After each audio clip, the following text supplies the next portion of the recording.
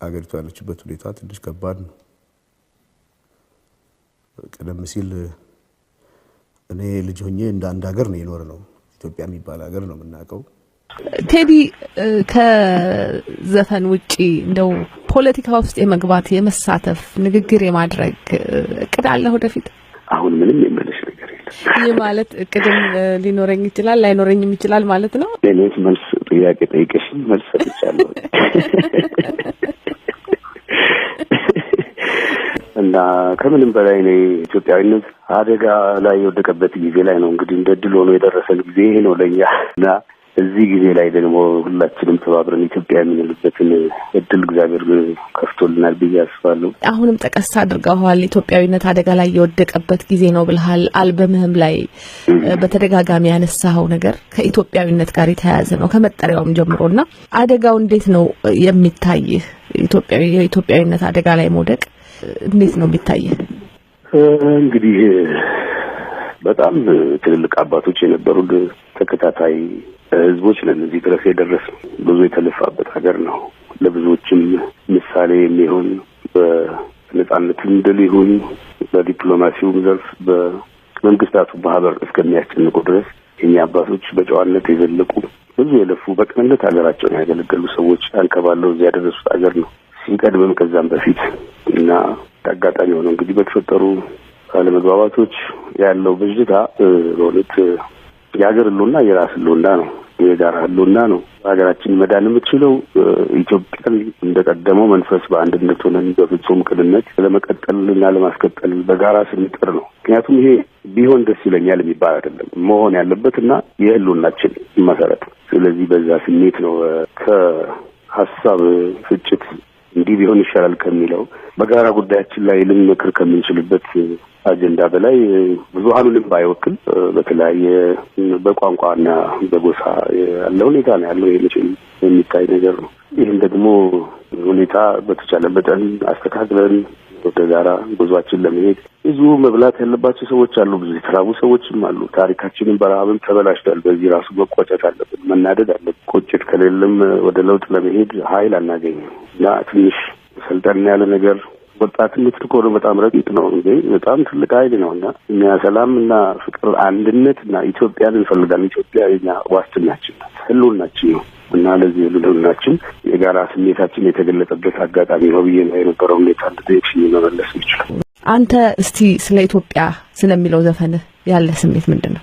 እንግዲህ ኢትዮጵያ አንዳንድ ጊዜ ወይ ሌላ ሀገር ዜጋ ሆኖ በደንብ እንደው ልብ ሞልቶ ለመናገር ከአድሎም እንዳይመስል ከጭፍን ፍቅርም እንዳይመስል አንዳንዴ እንደው የሌላ ሰው ሀገር ዜጋ ሆኜ እነዚህ ሚስጥሮች አውቀሽ እንደው በገናኝነት ሳይመስል እንኳን ለመናገር እንደው ምን አንዳንዴ አቅም ወጣ በያቅም ባገኘሁበት እላለሁ። እውነት ነው የሁሉ ነገር። እውነትን መቀበል መፈለግ አለመፈለግ ብቻ እውነትን እውነት አያደርገውም። እውነት ነው። እዛ ውስጥ ለማስቀመጥ የሞከርኳቸው ነገሮች እውነተኛና ትክክለኛ እምነቴ ብቻ ሳይሆን ራሳቸው በራሳቸው የጸኑ እውነቶች ናቸው። እነዚህ ነው ለማስቀመጥ የሞከርኩት። ነገስታት ላይ ዘፈን ስትሰራ የመጀመሪያ አይደለምና ከዚህ በፊትም ሰርተሃል። ለምንድነው የምታተኩረው ወደዛ? ነገስታት የህዝብ ምልክቶች ናቸው። በሁሉም ውስጥ የኛ መልክ አለ። ለአድዋ ድል ምኒልክን የሚያህል እኮ አስተዋይና ሁሉን አሰባስቦ ጠላትን ለመመከት የሚያስተባብር ጣይቱን የመሰለ ብልሴት ያስፈልጉ ነበር። ንብም እኮ አለ ንግስት አልተፈጠረም ወይም ሁሉም አለው በየነገዱ። ስለዚህ እኛም ደግሞ ነገስታቶቻችን የሰሩትን ትልቅ ነገር ማየት አንችል። የሰሩት ብዙ እኮ ደክመዋል። እነዚህ ሰዎች ከፍተኛ ድካም ደክመዋል በጊዜያቸው መጥተው። እንደ አጤ ቴዎድሮስ ደግሞ ከወገንም ከሩቅ ደግሞ ከውጭም እንዲህ አቅፈን ተቃይቶ ከህልሙ ጋር የታረቀ እና ተገባባ ማህበረሰብ ውስጥ አለ ጊዜው ተፈጥሮ ተሰቃይቶ የሞተ ሰውዬ ነው። ይህ ሀቅ ሊጮህለት ይገባል። ዓላማውና ህልሙ ደግሞ እስካሁን ድረስ እኛ ተመልሰን እዛው አይነት ዘመነ መሳፍንት አይነት ዘመናዊ ነገር ውስጥ ያለ ነው መስለው ነገሩ እና በዚህ ጊዜ ደግሞ በትክክል የሚያስፈልገው መንፈስ ነው። የሱ ህልም ሊጋባብን ይገባል። ዩናይትድ ስቴትስ ኦፍ አሜሪካ አሁን አንቺ የምትኖር ሰዎች ተባብረው ያገዘፉት ሀገር ለሌላም ከሩቅ ለሚመጣም የሚተርፍ ትልቅ በረከት የፈጠሩበት ጥበበኞች ናቸው ይሄን ማድረጋቸው። እኛ ደግሞ በአንድ ወቅት አይደለም ኢትዮጵያ አልፈን አፍሪካን ያነቃቃን አንድነት አፍሪካነትን ለመመስረት የሞከርን ባለ ህልመኞች ነበር። አሁን ለልሽ ሀገር ማከል ደግሞ አቃተ። ይሄ ደግሞ ተንደባሎ የደረሰ ነገር ረቂቅ ነው።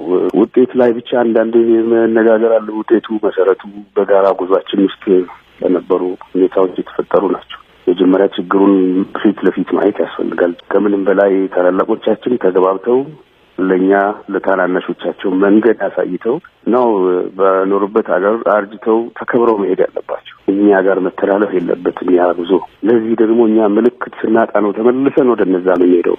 ምልክት የሌለው ህዝብ ይጠፋል፣ ራዕይ የሌለው ህዝብ ይጠፋል። ለዚህ ነው እዚህ ጫፍ የደረስነው። ስለዚህ እንደዚህ የጎሉ ምልክቶቻችን ደግሞ ከነ ተግባራቸው ከነ ስራቸው ሊወደሱና ሊጋቡብን ይገባል። ባህሪያቸው፣ ተግባራቸው።